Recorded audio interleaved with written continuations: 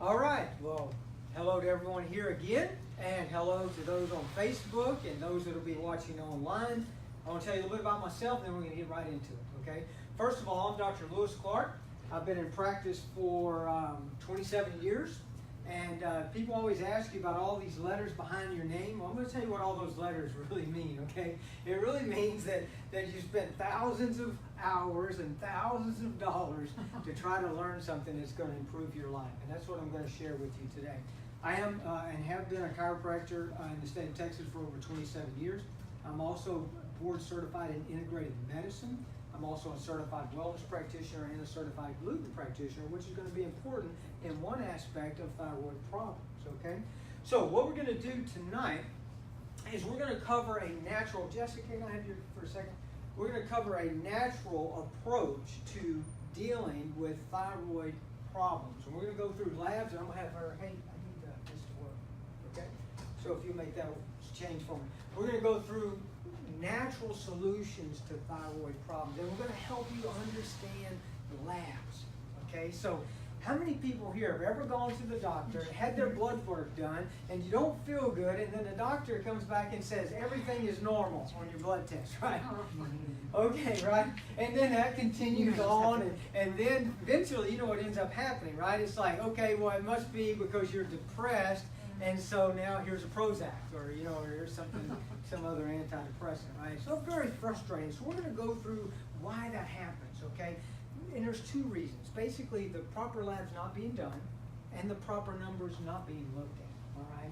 But we're going to get into that tonight. So some rules before we get started. First of all, if you're going to recover from any kind of chronic illness, there's going to have to be a level of commitment on your part that nobody else can do for you.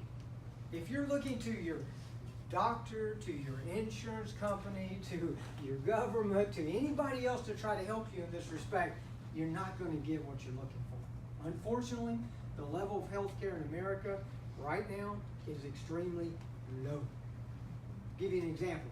World Health Organization ranks the health of nations and the quality of their health care. In dollars spent, America outspends everybody by a ton. I'm talking about not even close. We spend the most money per person on health care, and we rank out of the 40 nations that were studied, 33 or 34 as far as overall health. We spend way more than everybody else, and we don't get anything for it. And the problem with it, the reason for that is because we're not looking at the underlying cause of why we're sick.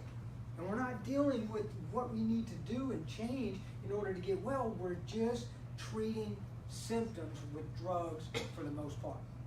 And every year we got more drugs, and every year we got more surgeries, and guess what? Every year we got more health problems. Have y'all do realize that, right? That's been going on for now almost 70 years. More drugs, more surgery, and more sickness every single year. So something has to change. And the first place that it needs to change is in here, in the way we think. Okay, because ever since you've been born, you turn on your TV, you're going to see commercials telling you that if you have a normal morning headache, take an aspirin, take a Bayer, take a Tylenol, whatever. Well, first of all, headaches are not normal, okay? But the reason for that is because America controls 25% or maybe up to 50%, I think actually, of the world's health, of the world's wealth. So guess what? Pharmaceutical companies are in business to make money. America only represents 4% of the world's population. 4%, remember this. But we take over 50% of all the drugs that are prescribed in the whole world. Is that out of proportion, or is that out of proportion? And you understand it's all about this. It's not about you getting healthy. So we got to change something. We got to change up here the way we think, and we must be committed to getting better. And that means you're going to have to make some changes. I mean, it's a sign of insanity to keep on doing what you've been doing and expect something different in return, isn't it? So we got to learn what kind of changes we need to make and take responsibility. And I love this thought. Let me ask you this question first. How many people believe, matter of fact, you're absolutely convinced, without a shadow of a doubt, that there is something that you can personally do in the next 30 days to make your health worse? Raise your hand. Easy, right? I mean, just stop out in the middle of Kingwood Drive and you'll get rear-ended, and that'll help you along and worsen your health, right? But the next question's obvious, isn't it? If there's something we can do to make it worse, there is something we can do to make it better, right? And here's the amazing part of this, Dwayne. Guess whose choice it is? It's ours, you see? So we've got to learn to take responsibility. And then you cannot depend on insurance. You've already seen what insurance covers for health care. And it's the basic, bare minimum. And that's why you only get the minimal test. We'll talk about this more. You only get the minimal care. And that's why you end up costing you in the end. I've said this before. I'll say it again. I'll continue to believe it as long as I live. The most cost-effective form of health care is the one that works. Y'all follow what I'm saying? It doesn't matter how cheap it is. If it doesn't work, it's not a very good deal, is it? No. So, let's get going. I do believe it's hard to have other things in your life that are critical to us without health. Our relationships suffer, our work suffers, our home life suffers, everything suffers if we're not healthy. So, before we get into thyroid, and that's number one on our list, I want you to understand that there are some common threads that go through all chronic illnesses. And we deal with all of these at different times in our office. Insulin resistance, fibromyalgia, you could add diabetes to that. They've got chronic fatigue syndrome, rheumatoid arthritis. Most of these are autoimmune conditions or brain-based problems. And I'm going to tell you, they all have common threads. And there are some common threads like lack of oxygen to the cell, we'll talk about why that is, neurologic misfiring, and metabolic imbalances. And what is the definition of metabolic? I'll make it easy for you, simple. Here's what it is. You take food into your body and you make energy. That's what metabolism is. See, it's the ability to take food in and make energy from it. If you can do that, you got good metabolism. If you can't do that, you got a problem. You got a metabolic imbalance or metabolic insufficiency. Okay. By the way, while I'm saying this, our next seminar, and you can get a flyer on this tonight. Matter of fact, I have a special packet for everybody tonight. I'm always going to have a copy of a previous seminar that I did regarding the thyroid, so you can review that and you can compare it to what you learned tonight, and you can pass it on to friends. There's also going to be a flyer about our next seminar, which is how to overcome brain-based problems, which you saw a lot of those on there, like insomnia and ADD and brain fog and anxiety and things like that. We're going to be talking about how to do that next month, so you can reserve a seat for that as well. But tonight, this is our subject. Now, the thyroid gland, as you know, does a lot of different things for us. I mean, literally, thyroid hormone is like the spark plug to your cell. If you know anything about how motors and engines work, okay, so that spark plug is essential to that firing of that engine. Well, for a cell to fire and for a cell to work, it has to have thyroid hormone into the nucleus. We'll talk about that more in a second. Whenever there is a breakdown, okay, in the thyroid, for whatever reason, and there's 6 main places where it can break down, and we're going to go through every one of them tonight. But whenever that happens, you're going to have problems getting the thyroid hormone into the nucleus of the cell. And there are a lot of different receptors here on the cell that we'll talk about that control how it gets in there to that nucleus. But the key to good thyroid health is that we've got to have these hormones inside your cells. Yes or yes?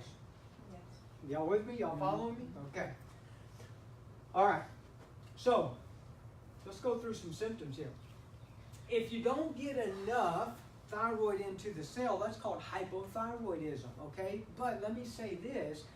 You can have thyroid symptoms or hypothyroid symptoms without having hypothyroidism. So that's what your doctor is basically telling you when you go to the doctor and he says your thyroid looks normal. What he's saying is you don't have hypothyroidism as far as I can tell.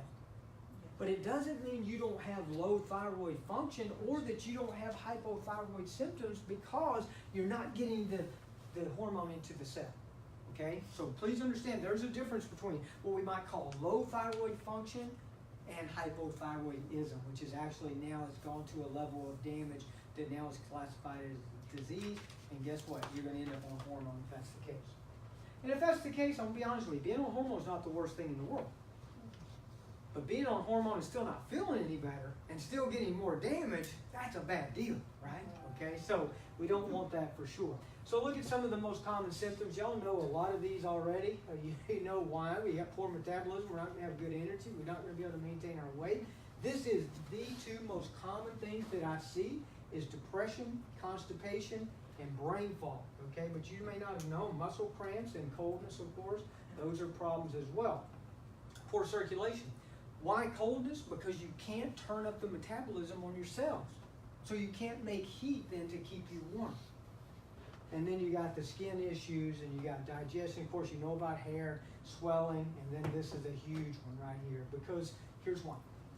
Every cell in your body has a thyroid receptor. Every cell in your body needs thyroid hormone. But 30% of all the energy that your body produces goes to one organ in your body. And that's this one, the brain. So what suffers the most whenever you can't make good energy? The brain. So brain fog, constipation, depression, those are big, big, big problems with thyroid conditions. And of course, you know how you feel. You feel like you're out of order, right? And that's what happens. So let's what happens if you get too much thyroid hormone into the cell? Then you start getting heart palpitations, inward trembling, increased heart rate, insomnia, night sweats. You have trouble gaining weight. You may feel nervous or emotional. These are type of things that happen. And here's the kicker. With Hashimoto's, you can have both. Did you know most people that are diagnosed with hyperthyroid actually have Hashimoto's? And they have flares. They have majority of the time they have low thyroid symptoms, but then they have times where they have these bursts of hyperthyroidism. We'll talk about why that is in a few minutes, okay? But no doubt, these can both be involved with Hashimoto's. Too little and too much. So let's look at the big picture, all right? Let's talk about thyroid. I'm going to try to make this as simple as we possibly can tonight. I love doing this. It's something I've been passionate about now for a long time. The thyroid metabolism in normal physiology is complicated, but once you understand it, you can see there's only really 6 major places where it can break down, not including Hashimoto's, okay? So we're going to go through these and we're going to show where they can break down. It all starts in the brain.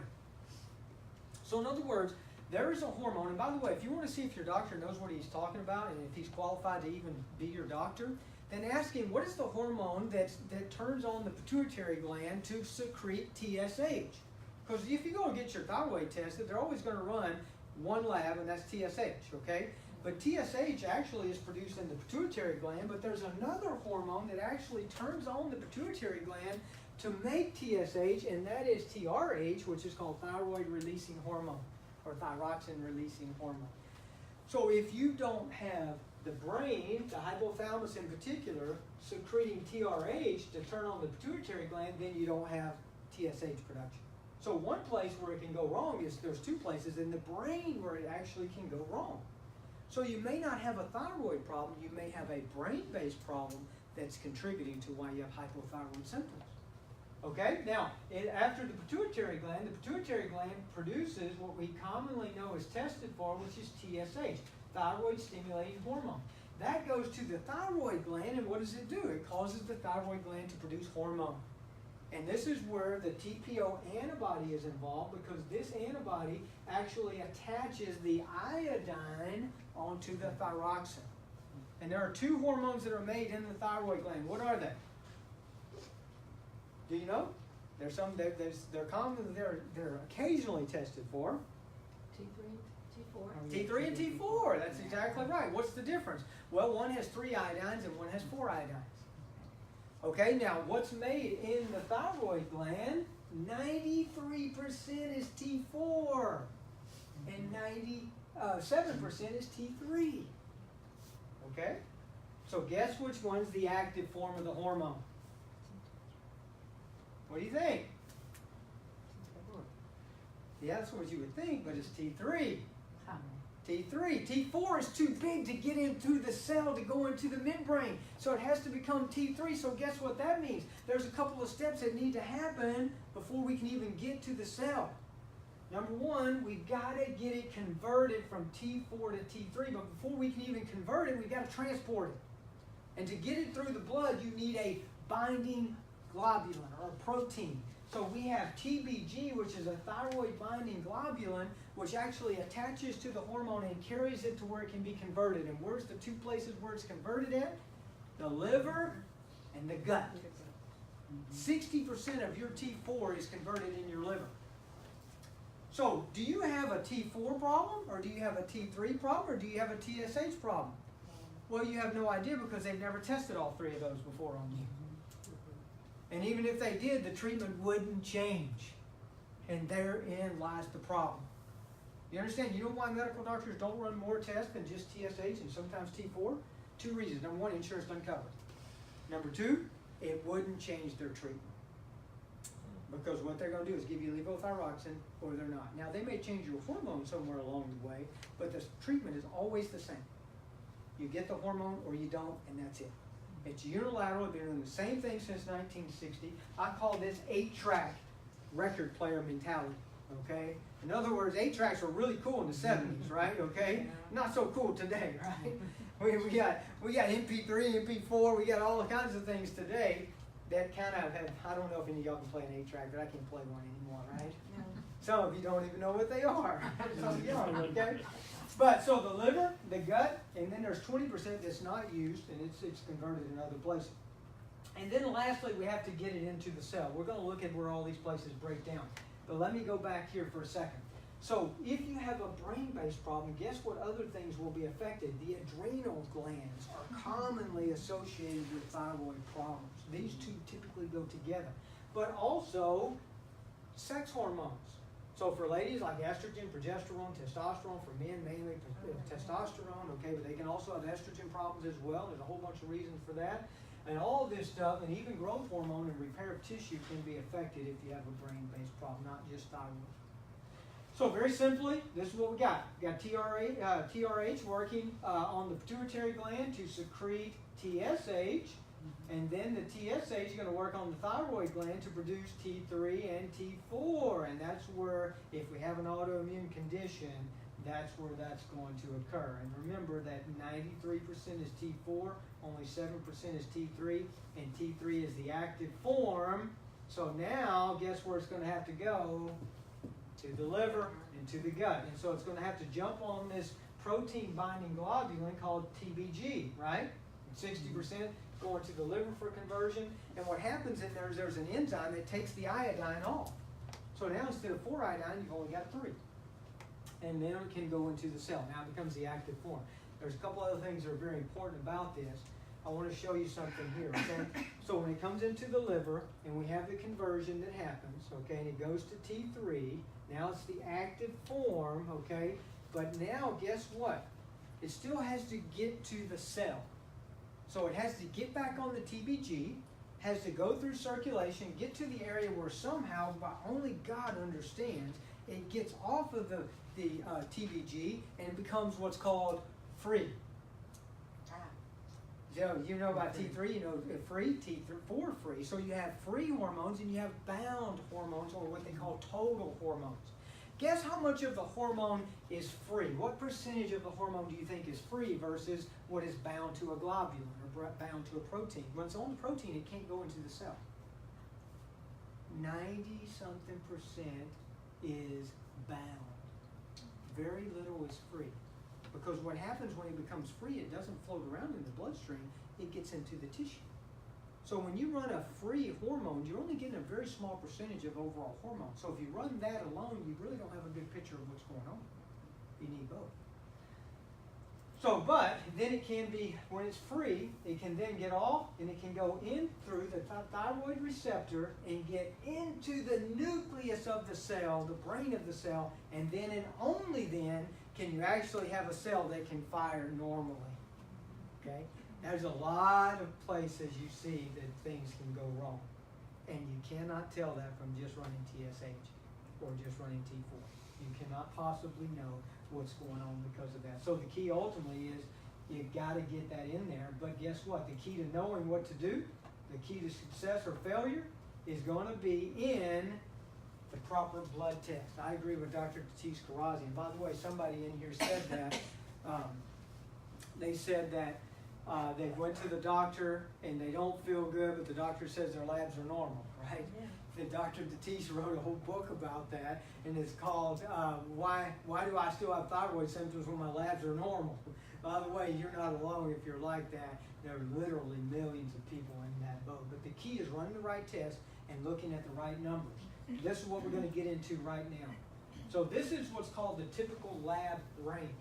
So if you've ever gone to the laboratory and ever saw that, they'll have a lab value on there. You know what that is? That is an average of everybody that goes to the lab. Now, they call them normals, but they're averages. There is a difference. Now, if you take an average of normal people, then that's a normal. But are those normal, healthy people that are going into the lab? What percent of those people do you think are healthy that go into the lab? They're going to the lab for a reason. You understand? They're going there because they got problems and they're not healthy, and then they're taking an average of them and saying that this is normal. Is that just crazy to me only, or does that also just sound nuts to you? That system used to work when we first started with it because the majority of Americans 40 to 50 years ago were healthy. And even 60 years ago, back when we started doing this. Not so today.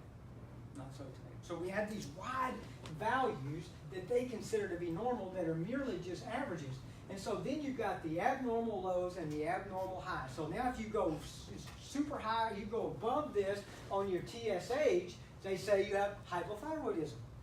You go below this, they say, oh, you got hyperthyroidism. Okay? Here's the problem.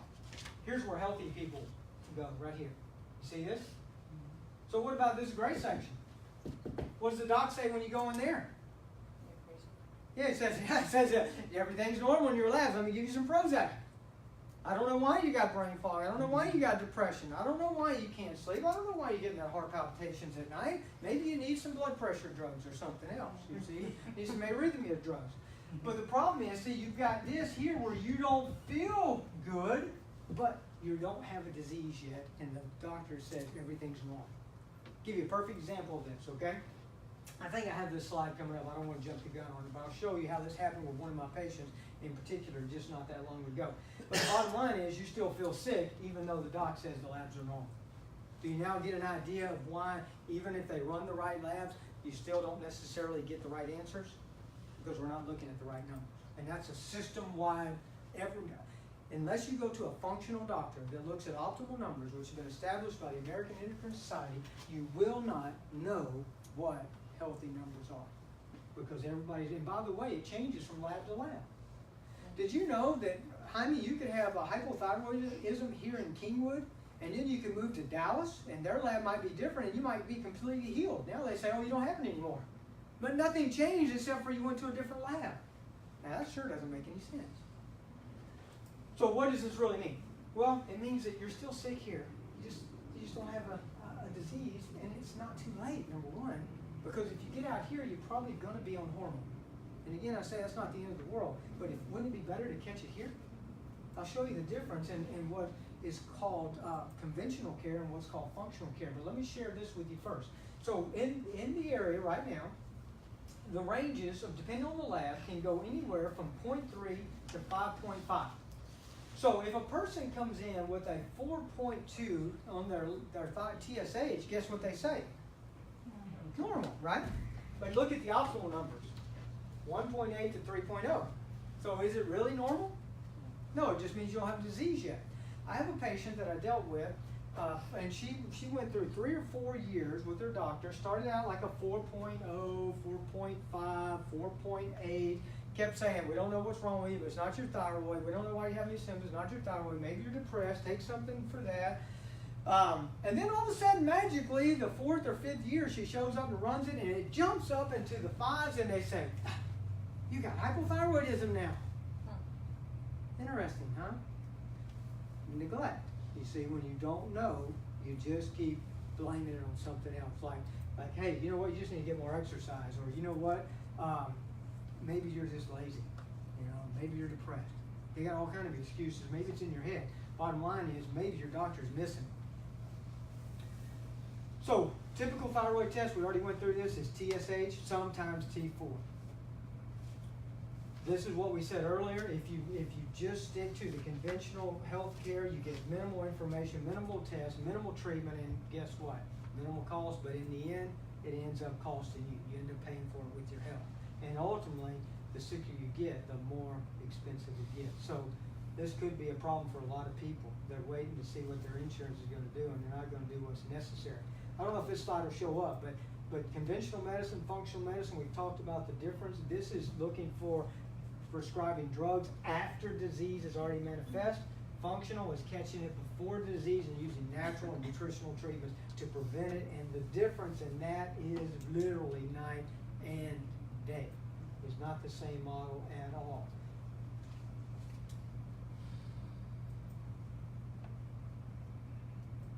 Yeah, this is what we went through. So maybe these are kind of excuses that you hear all the time, right?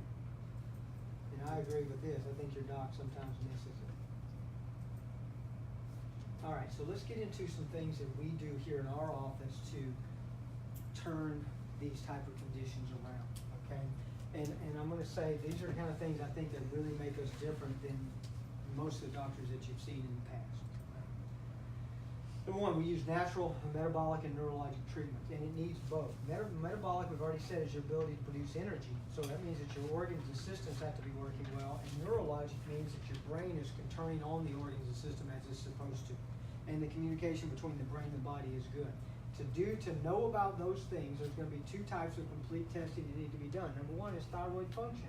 We can't just stop here. We've got to get into the indexes. We've got to get into the free hormones, and we also got to get into the reverse T3. This tells me here if you have too much of the inactive form of the hormone being made. And then there's the uptake. Are you getting it into the cell, which is rarely ever tested for? There's the binding globulins that need to be tested for. And then there's, of course, the antibodies. Okay, so the antibodies are for autoimmunity. Yes or yes? Okay, so we've already gone through this, but guess what? Hashimoto's and Graves' disease, these are not thyroid problems. What kind of problems are they? Immune problems. Now, it will cause damage to your thyroid, and you will ultimately end up with a thyroid problem. But what started it, and if you never deal with the underlying thing that caused it, you continue to have symptoms, even though you take the hormone. And guess what? Your immune system stays out of balance, and it starts to attack other tissues. That's the biggest thing. You don't feel good, and your condition continues to worsen. These are immune problems, and proper testing is necessary to know. Most of the time, antibodies are never ran. And I've had patients where they have had them run, and they told them, oh, you have Hashimoto's. And guess what that meant? Nothing. They did the same thing, give you levothyroxine. Didn't change the treatment, because there's only one treatment. Give the hormone or don't. Hashimoto's the number one cause, we've said that before, of hypothyroidism in America. Now, worldwide, George, it is iodine deficiency. That is not a problem in America. We got iodine everywhere, okay? Now, there are some things that can compete with iodine, like chlorine and bromine and other things we may be getting exposed to that can cause some problems. But for the most part, iodine deficiency is not a problem in America. Autoimmunity is a problem in America, okay? And one thing I want to say about that, so about iodine and Hashimoto's, sometimes taking high levels of iodine to try to improve your thyroid function can make your Hashimoto's worse.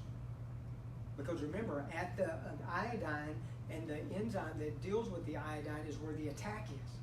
So if you put more iodine in, sometimes you just get more attack. So it's not something you really want to do with a Hashimoto's case, all right? So what are the 6 patterns? Let's go through these again, see if you remember. Where can it go wrong? Well, it can go wrong in the brain from the hypothalamus. By the way, the hypothalamus controls all hormone and endocrine function in the body.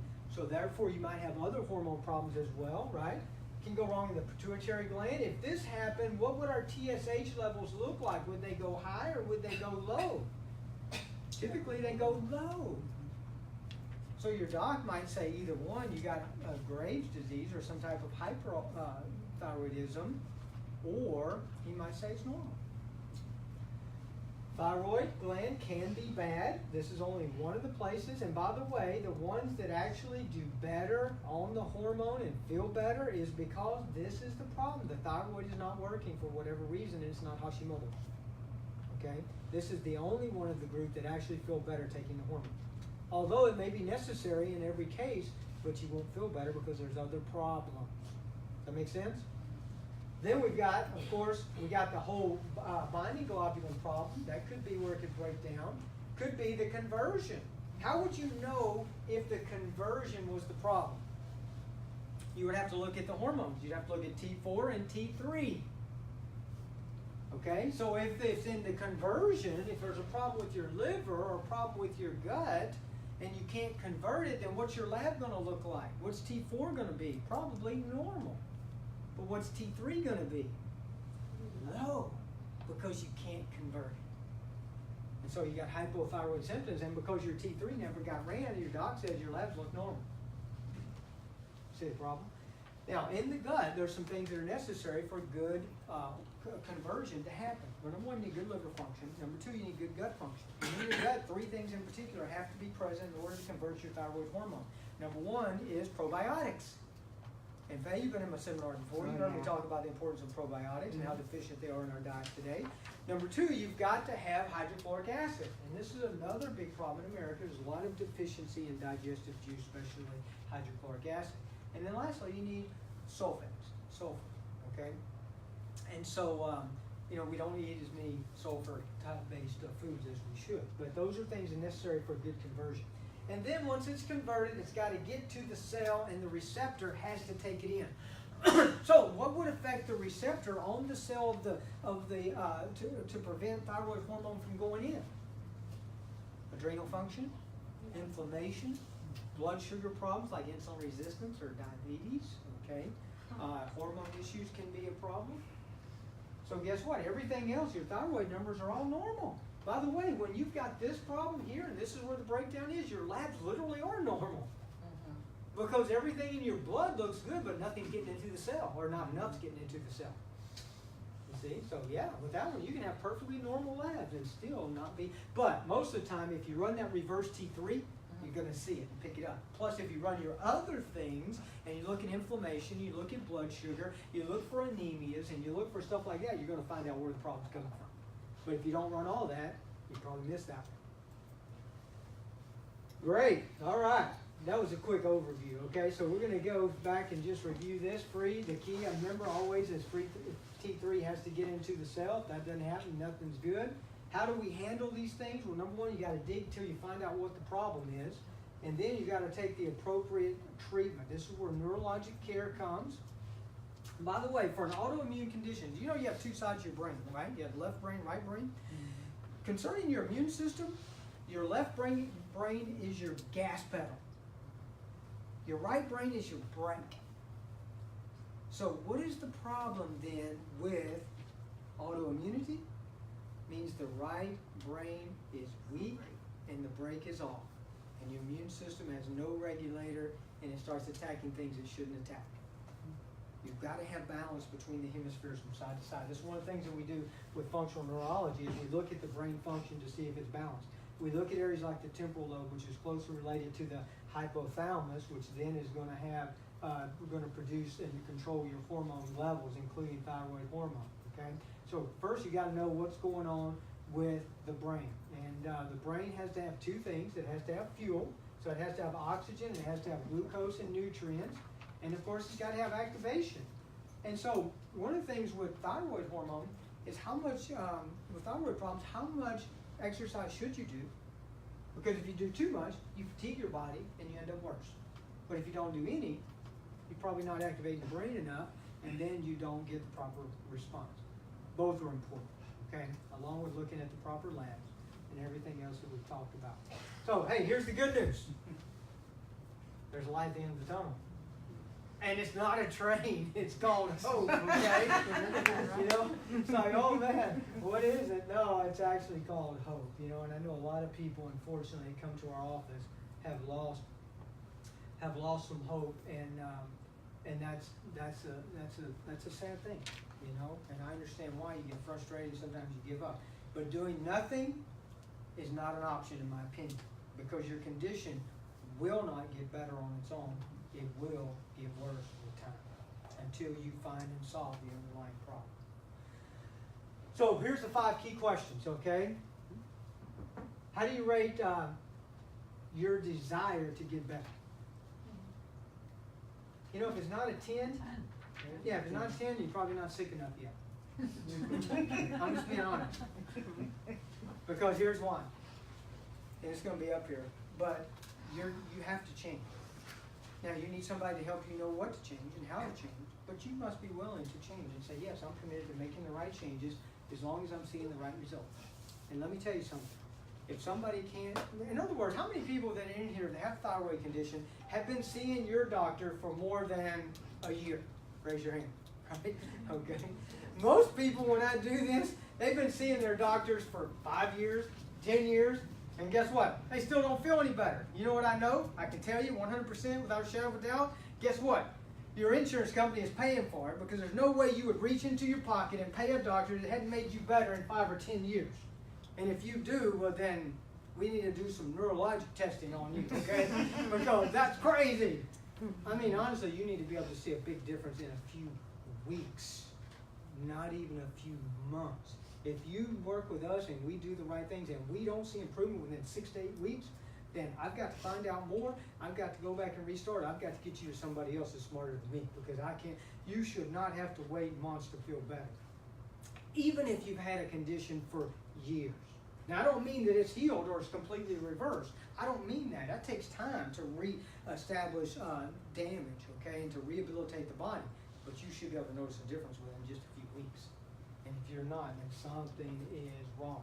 Now, consider this. We talked about this before, but having thyroid symptoms, how does that affect your other parts of your life? It's tremendous. It's bigger than what you think. It affects everything from your time, wasted going to your doctor, wasted because you don't have energy. It costs you more money. Again, the health care that doesn't work is overpriced, I would say, to say the least. And what do you think your health's going to look like in 3 to 5 years from now if you continue to do what you've been doing? Yeah, it's going to get worse, right? In time, it's just going to get worse. And here's what we're going to offer, okay? I want to talk to you about this, and I'll go over what it is. I'm just going to go through this, and then I want to release our friends from Facebook and online. But there's 2 important visits to start with any thyroid condition. I only accept 5 new thyroid conditions a month because of the intensity of the evaluation and the treatment that we need to start with. But here's what we do. We do a complete thyroid and neurologic exam, including review of existing labs, the metabolic assessment form, which tells us about other areas, because most of the time labs are not complete enough. And then we go to day 2. Day 2 is when we review the exam and everything that we learned from day 1, review the assessments, review the labs, and guess what? Then, if I'm certain that I can help you, I will accept your case and I'll go over what I recommend. This, you must, if you're married, you got to have your spouse involved with this, because they need to know what kind of changes are going to need to be made, what's expected, and when you can expect to see some difference. That's a realistic question, and one that we'll be sure to answer, okay? So our normal fee is $450, but we're going to go over a special offer for you tonight, and I'm going to answer your questions. Before I do that, I want to tell everybody on Facebook, thank you so much for joining us. We appreciate you following our page. If you learned something, this was helpful, please share this information with people that you know. And if you want more information about our office, and this goes for you guys and for your friends and family members, I always offer a free initial consultation about anybody that didn't get to come to my seminar, that want to know if we can help, to see if we're a good fit. That's always open to anybody out there. Just call my office, make the appointment, and we'll look forward to seeing you then. God bless, and have a great night.